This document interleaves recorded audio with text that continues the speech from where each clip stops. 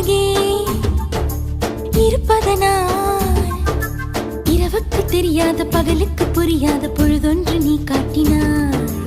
இதயத்தில் நீ இருப்பதனால் நான் தூங்கும் நேரத்தில் என்னுள்ளே தூங்காமல் நெஞ்சுக்குள் வாயாடினாய்.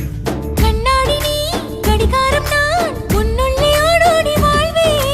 காதல் எனும் கடுதாசி நீ என்றென்றும்